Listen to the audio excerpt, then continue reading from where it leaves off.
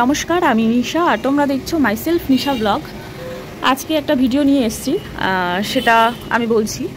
আমি আমার ছাদ বাগানে মাস 3-4 আগে এই ড্রাগন গাছ দুটো বসিয়েছিলাম এই টবটাতে।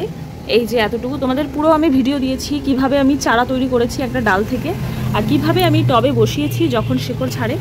তো টোটালি আমি সব ভিডিও দিয়েছি। আর এখন এই বর্ষাতে গাছটা অনেকটাই বড় হয়ে গেছে, তাই এই গাছটার জন্য একটা ব্যবস্থা করেছি। তো ভাবলাম তোমাদের সাথে শেয়ার করি। তো এই গাছটা এতটা বড় হয়ে গেছে, দেখো দুটো শিঙের মতন বেরিয়েছে।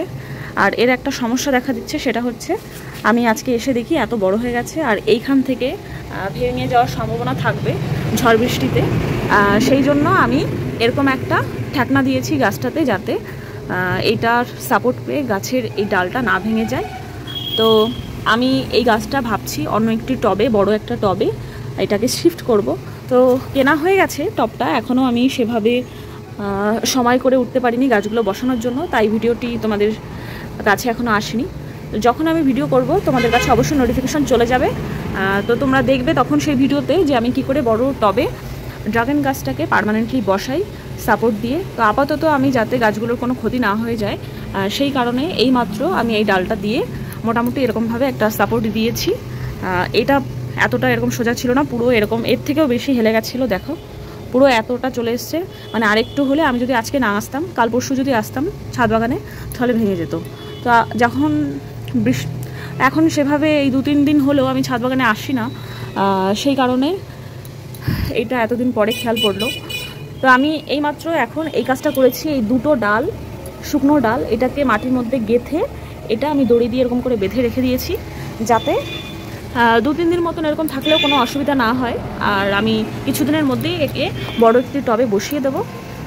আর এই গাছটাকেও সেম তাই করতে হবে, দেখো অনেকটা হেলে গেছে পুরো, এইটা একদম নড়ছে যেহেতু অনেকটা বড় হয়ে গেছে। আর এই গাছের ডাল প্রচুর ভারী, তাই এটুকু ব্যবস্থা করতে হবে। ড্রাগন গাছের ডালটা অনেক ভারী হয়, যেই কারণে এখান থেকে ভেঙে যাওয়ার সম্ভাবনা থাকে এই যে এইসব জায়গা দিয়ে। তো তোমাদের বাড়ি যদি তোমরা এই গাছ বসিয়ে থাকো, দেখবে যে কি তাড়াতাড়ি এই গাছগুলো বৃষ্টির জল পেলে বাড়ে। তো আমি এখন এই ডালটাই বসাবো, ডালটা বসিয়ে এরকম একটা শেপ দেবো, দেখতে থাকো ভিডিওটি।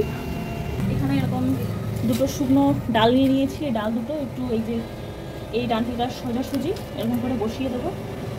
ডালগুলো আমার ঠিকঠাক নেওয়া হয়নি, এগুলো ছাদেই ছিল, অন্য অন্য গাছগুলো আমি বেঁধে দিয়েছিলাম, সেইখান থেকে আপাতত নিলাম।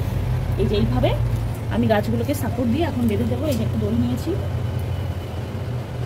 মানে 2-3 দিন আমি ছাদে আসিনি, এর মধ্যে গাছগুলোর এই অবস্থা হয়েছে বেড়ে।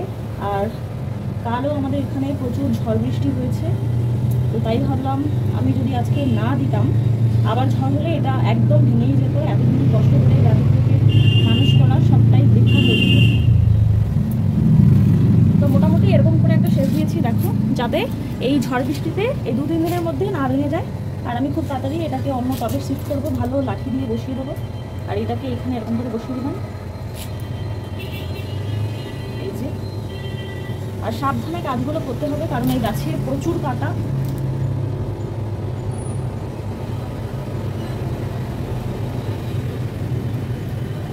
এটা ভালো করে মাটিতে ঢুকিয়ে দিতে হবে লাঠিটা।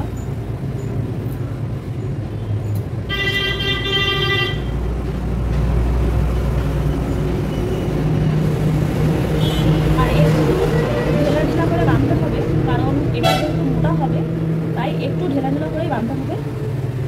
এইটুকু খেয়াল রাখতে হবে যাতে লাঠিটার সাথে এটা থাকে, ব্যাস। আমি অত একটা টাইট করিনি। তো দেখতে পাচ্ছ আমি কিভাবে বেঁধে দিয়েছি এই দুটো ড্রাগন গাছটাকে। তো এইভাবেই তোমরা ছোট থেকে গাছগুলোকে বড় করতে পারবে, এতে গাছের গ্রোথ খুব ভালো হবে আর গাছ ভেঙে যাওয়ার একদমই সম্ভাবনা থাকবে না। তো আজকের ভিডিওটি কেমন লাগলো অবশ্যই জানিও, ভালো লাগলে লাইক কমেন্টস করে দিও। আজকের ব্লগটি এখানে শেষ করছি, দেখা হবে পরবর্তী কোনো ব্লগে। টাটা।